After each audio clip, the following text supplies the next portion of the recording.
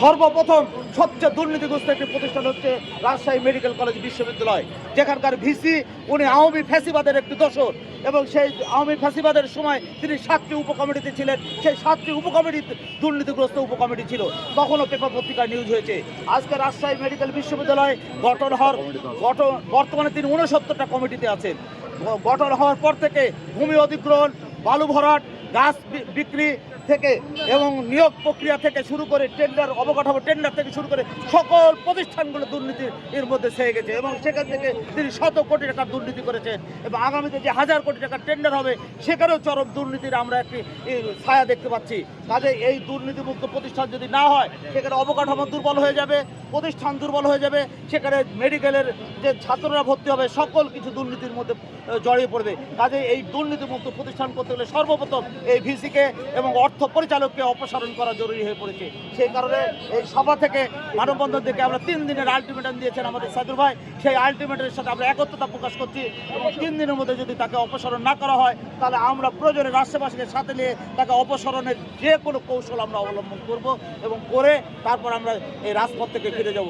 অন্যথায় আমরা রাজপথে থাকবো। উনি আজকে সাংবাদিক সম্মেলন করে মিথ্যা তথ্য, ভুয়া তথ্য দিয়েছেন। আমরা এই সাংবাদিক সম্মেলন প্রত্যাখ্যান করেছি, এবং এই সাংবাদিক যে তথ্য দিয়েছেন সকলে মিথ্যা তথ্য দিয়েছেন। কাজে এই মিথ্যা তথ্য দেওয়ার জন্য তার আইনের আওতায় নেওয়া উচিত।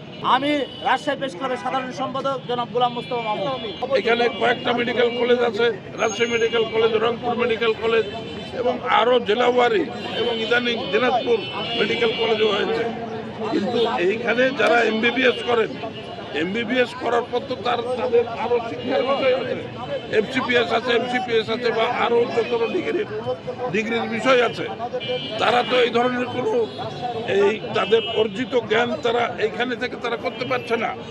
ফলে হচ্ছে কি, এখানে 5ই আগস্টের পূর্বে যে সরকার ছিল তারা এটা মেডিকেল বিশ্ববিদ্যালয় হিসাবে প্রতিষ্ঠিত করেছিল, কিন্তু সেটি আজ পর্যন্ত ওই অবস্থায় আছে।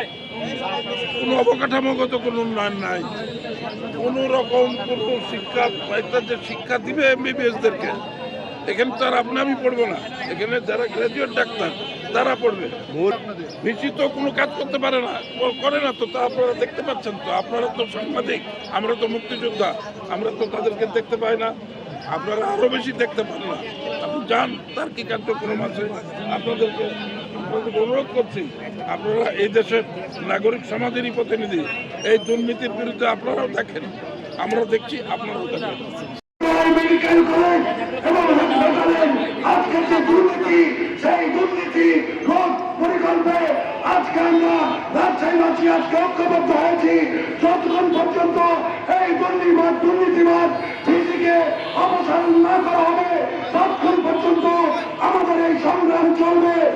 আগামী দিনে আমরা যতক্ষণ পর্যন্ত আমাদের এই রাজশাহী মেডিকেল কলেজ এবং রাজশাহী মেডিকেল কলেজ বিশ্ববিদ্যালয়ের দুর্নীতি চলবে, ততক্ষণ আমাদের আন্দোলন চলবে। এইভাবেই আজকের এই মানববন্ধন এখানে সমাপ্ত করা হলো। সকলকে ধন্যবাদ।